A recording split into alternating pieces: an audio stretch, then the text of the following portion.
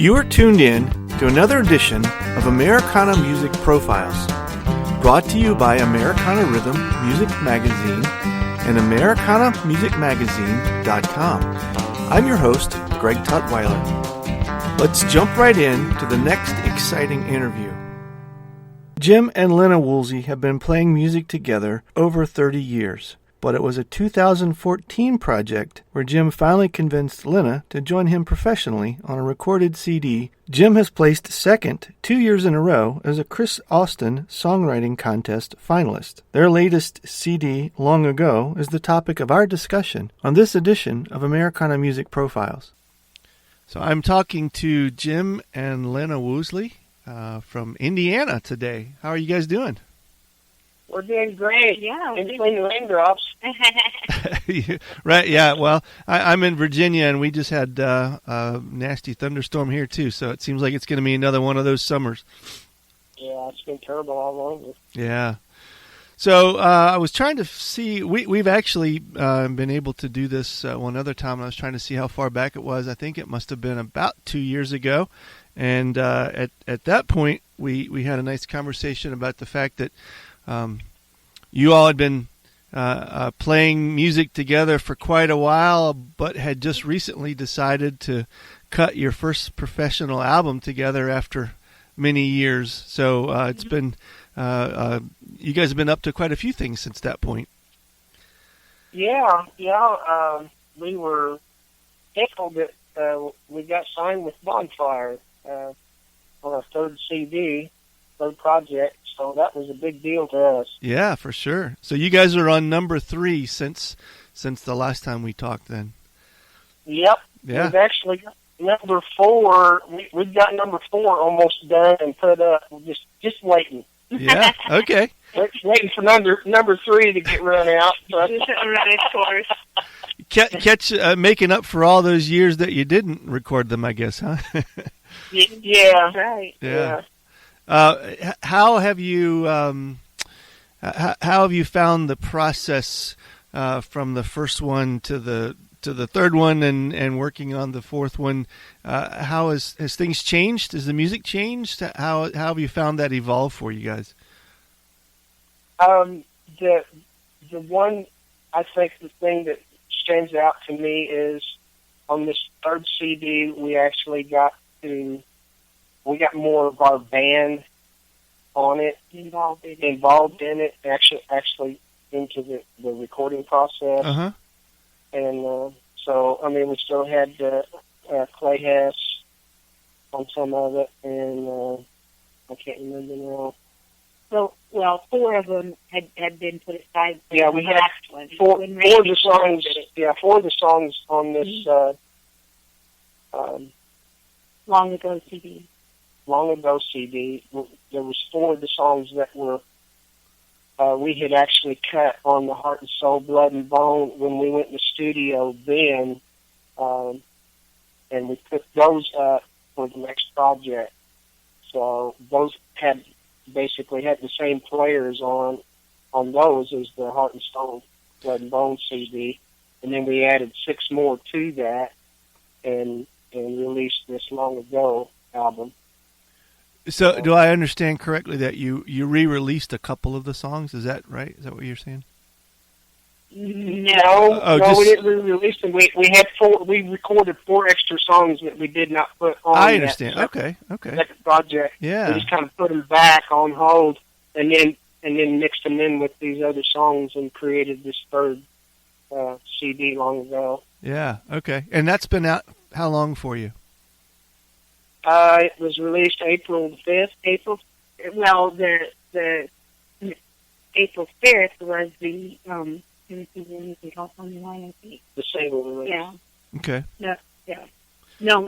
April 5th was the. I get all mixed up. April the 5th was the whole CD release. Tennessee Memories in California line. The single came out about a month and a half before that. Right. Okay. Good. And yet you say you've already got material ready to do it again. So that's pretty cool.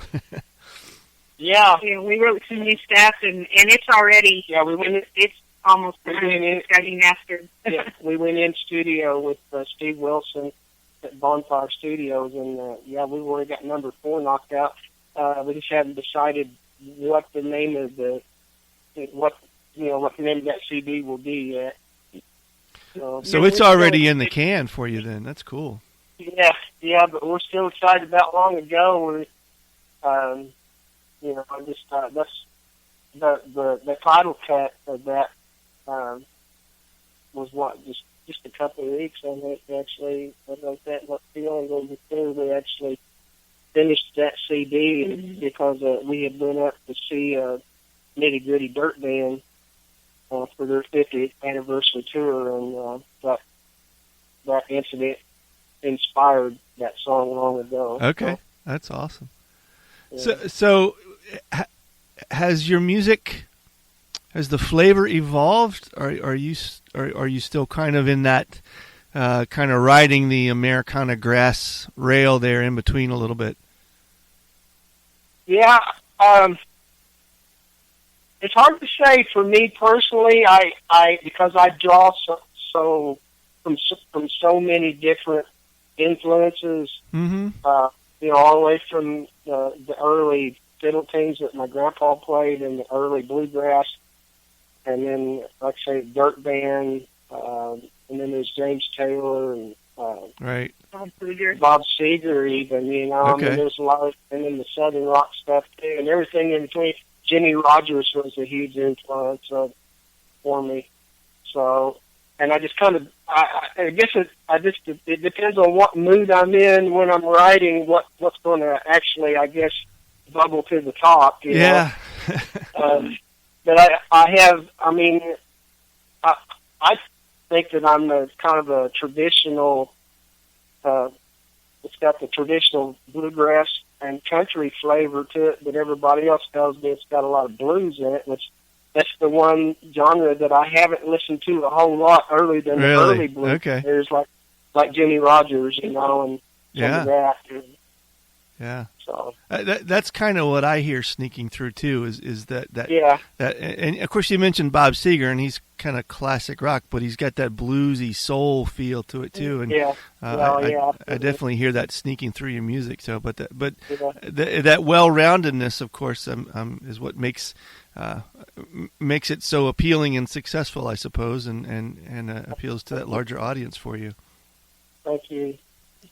So you all have been able to not only successfully put several albums out, but also be acknowledged for your songwriting. Merlefest, I think you were just there, right? And was it second place you took for the songwriting? Yeah, we took second place for the second year. Yeah, for different songs, yeah. For different songs. Yeah. It was Cradle to... No, I'm sorry. Let me think here. Sugar Ridge Road, that was co-written with bandmate Dave Foster. And, it was kind of a surprise that there again, Lynna had sent songs in and I didn't know it. And so I was completely shocked, and then we went down and pulled off the second out of it. So, just to get in those top three, just to get in the finals, when you have, hundreds, well over 1,000 entries of all really good writers, it's an honor. Yeah, it's an honor, and what a thing to put on your resume, Sure. I think we've had about 5 different things now over this last year. About a year, yeah. Right, because you have songs in the IBMA songwriting showcase too, right? Coming up. Yeah, we've got one. Yeah, Heart and Soul and Bone. Yeah, Heart and Soul. We'll be doing this year at the IBMA Songwriter Showcase. Yeah. And last year we did Last Train Out. Yeah, Last Train Out, and then the Circle Blue, Long Ago. One first place. One first place. Yeah. Last May. Yeah, that's awesome. Yeah. Do you find that acknowledgement and attention, do you get folks seeking to have you write for them or record things that you've already written? Yeah. Matter of fact, Gina Britt just recorded on her latest solo project. She's the banjo player for Sister Sadie. Sure, yeah. she just recorded Runaway Train, which is one that I wrote back years ago. And she asked me for some songs, and I sent her a couple. And it's really funny because we seen her just kind of bumped into each other down at IBMA, and she said, "Oh, I just went in studio with your song," and in passing, and I didn't even know which song it was because I'd sent her. It was like 2 or 3 songs, I think. Yeah. And so I didn't even know, so I had to ask her later on. I said, I hate to bother you, but could you tell me which song you recorded? And she had done Runaway Train, which I had originally. I had a banjo in my mind when I wrote that song. I kind of do that. Uh-huh. And so to me, it was a banjo tune when I wrote it. And then for her to pick that song out and do it, and I'm just like, yes! Yeah. And she did a really fantastic job. She really talked about somebody that put some soul into a song. She absolutely did it. Yeah. And did it well. Yeah. That's awesome. Yeah.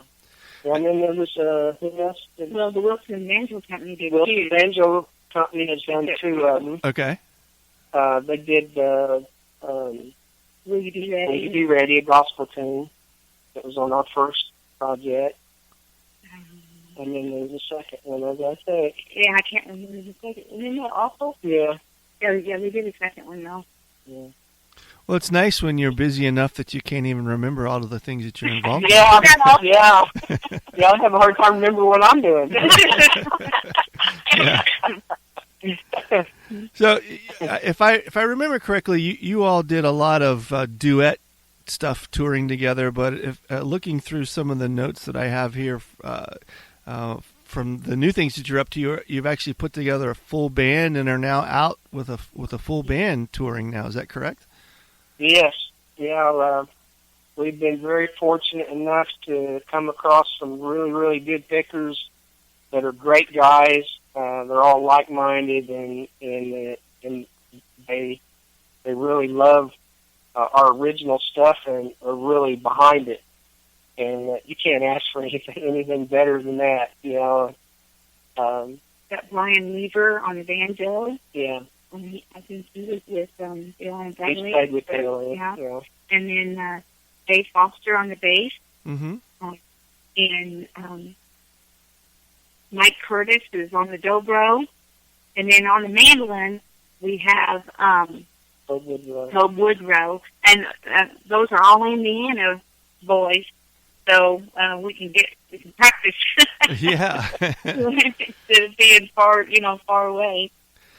And I presume that as the band, you guys will be touring the current project. Will you be including some of the new material that you haven't released yet as well? Is that part of the set list? We'll throw a couple of them in there. Yeah. Give everybody a taste. Yeah. Yeah. Yeah, Spike the Punch. Yeah. So what does a tour schedule look like for you all as the band? Are you touring now? Is it more kind of Indiana regional, or do you get out statewide or countrywide with your band and new music? Well, for June up until the very 1st of July, it's Indiana. And then we take off and we're going to Carolina. I'm going to do some things in South Carolina and North Carolina. We got about 4 plays on there. Yeah, about 5 down there and some radio things. And then we're going to do some back up in August and do some bluegrass festivals up north. Oh, cool. So northern Indiana. So we've got Earl Park and the Osceola Bluegrass Festival, and we've got some park plays that they're wanting us to do. We did some of those last year. Mm-hmm. Boy, those are so well attended. They're about like the big bluegrass festivals. A lot of people to those. Yeah. Right. Do you have a? No, go ahead. We're just having a good time and breaking in the van pretty much on running up and down the road, I think. Yeah. Yeah. And do you have a name for the band? No, we haven't really got them all together and said, "Hey, you want to name the band?" Yeah. But I think we probably need to do that. We just haven't done it yet.